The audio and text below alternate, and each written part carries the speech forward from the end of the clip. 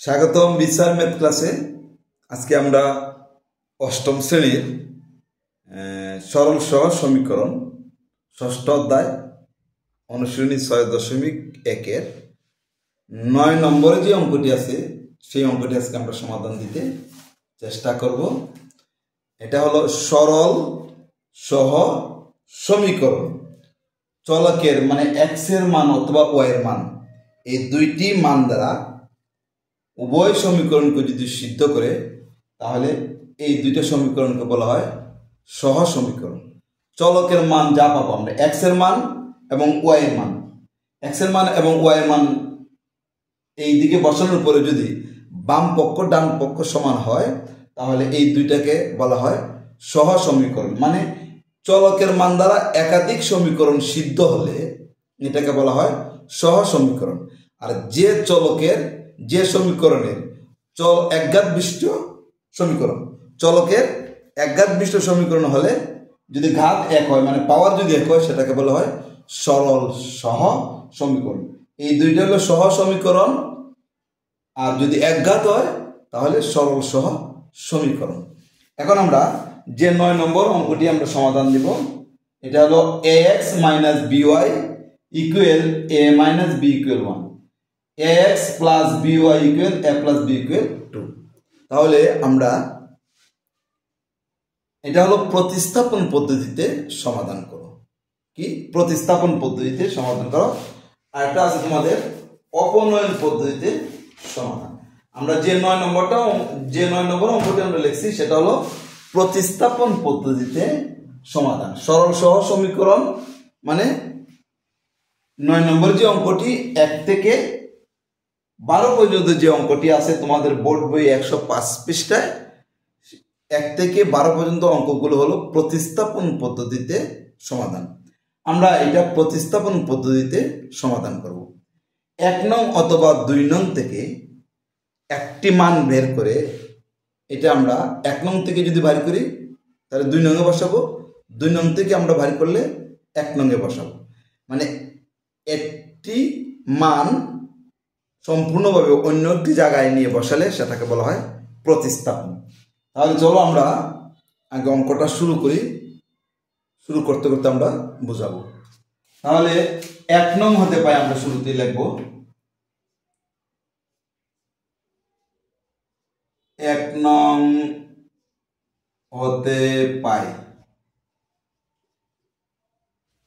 তাহলে কি ax - by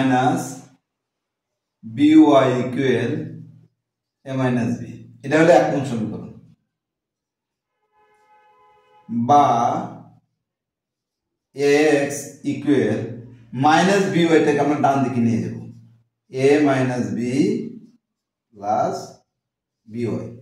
তাহলে আমরা 2 নং সমীকরণে কিন্তু 2 নং সমীকরণে ax আছে, আর এদিকে আমরা ax এর একটা মান পাইলাম। কি পাইলাম?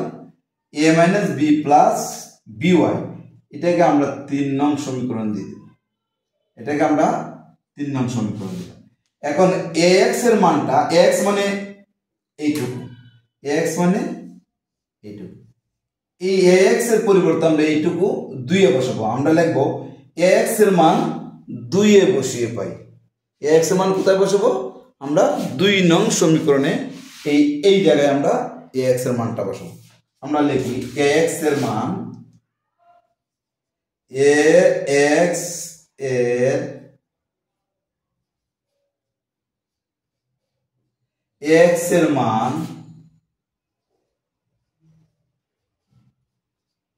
2 নং এ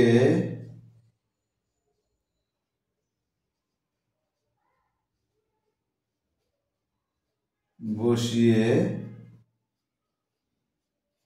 পাই। তাহলে ax এর মান 2 নং এ বসাবো। কেমন? তো 2 নং সমীকরণটা কি আছে এখানে? ax plus by equal to a plus b। x কত?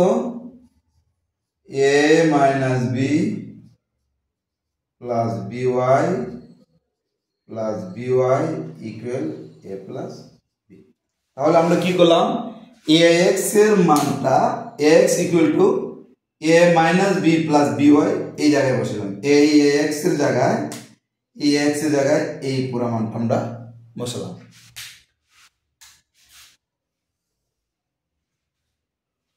তাহলে আমরা by বাম দিকে রেখে দেব, by প্লাস by আর প্লাস a মাইনাস এটা পক্ষান্তর করে আমরা ডান দিকে নিয়ে যাব চিহ্ন পরিবর্তন করে, equal a plus b plus এটা মাইনাস হয়ে যাবে minus a minus beta plus হয়ে যাবে প্লাস b। কোন সমীকরণের যে কোনো একটি পদকে চিহ্ন পরিবর্তন করে এক পক্ষ থেকে অন্য পক্ষে স্থানান্তর করলে এটাকে বলা হয় পক্ষান্তর বিধি। তাহলে a plus a minus beta ছিল বাম দিকে, আমরা প্লাস এটাকে মাইনাস করে ডান দিকে নিয়ে গেলাম, মাইনাস বিটাকে প্লাস করে ডান দিকে নিয়ে গেলাম, এটাকে বলা হয় পক্ষান্তর বিধি।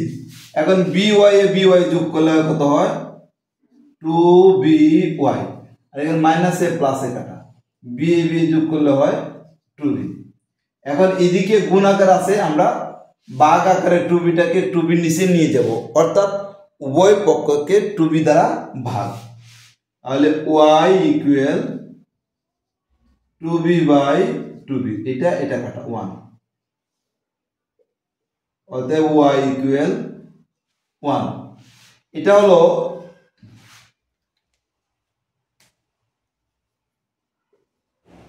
টু বি ওয়াই কে আমরা 2b দ্বারা ভাগ, 2b এটা কাটা 1, 2b কাটা y থাকে, y ইকুয়াল টু 1। এই যে উভয় পক্ষকে 2b দ্বারা ভাগ। তাহলে আমরা এইভাবে এটা না দেখিয়ে কি করছি, 2bটাকে ভাগ আকারে এই 2b নিচে নিয়ে আসছি, 2b কাটলে 1 থাকে, তাহলে y ইকুয়াল টু 1। y এর মানটা আমরা এখন 3 নং সমীকরণে বসাই দেব।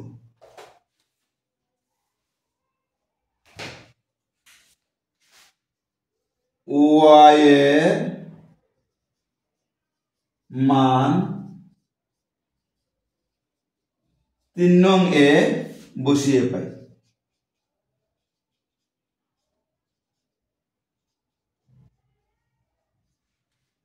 তিন নং হলো কোনটা, ax equal a minus b plus by।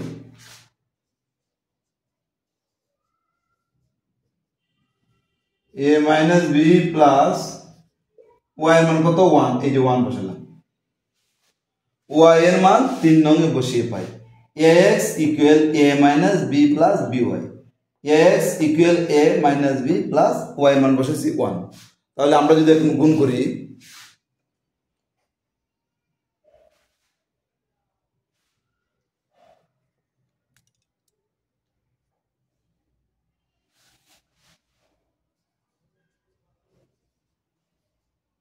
x a minus b plus b K b, তাহলে প্লাস b মাইনাস b কাটা গেল, x ইকুয়াল টু a, উভয় পক্ষে a দ্বারা ভাগ করলে x ইকুয়াল টু আমরা 1 পাই।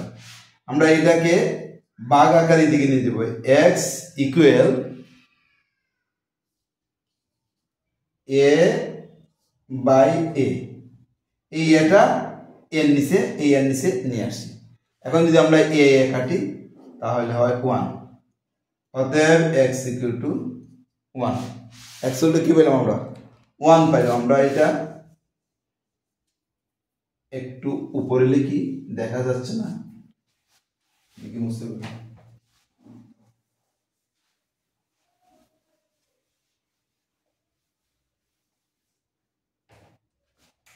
এটাকে আমরা এদিকে নিয়ে আসি, দেখো বা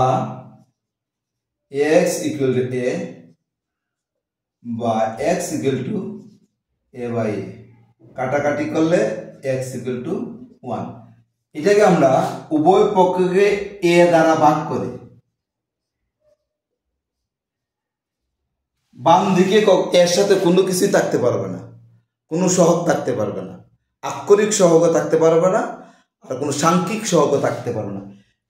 এটা হলো আক্ষরিক সহগ, এ এক্স, এক্স এর আক্ষরিক সহগ হলো এ, আর 2x এর এই 2টাকে বলা হয় সাংখ্যিক সহগ, আর এটাকে বলা হয় আক্ষরিক সহগ।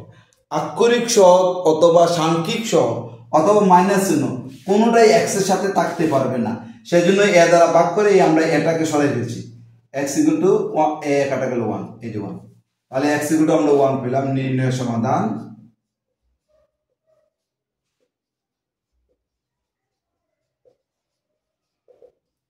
x equal to 1, y equal to 1, answer x, y equal to 1, 1।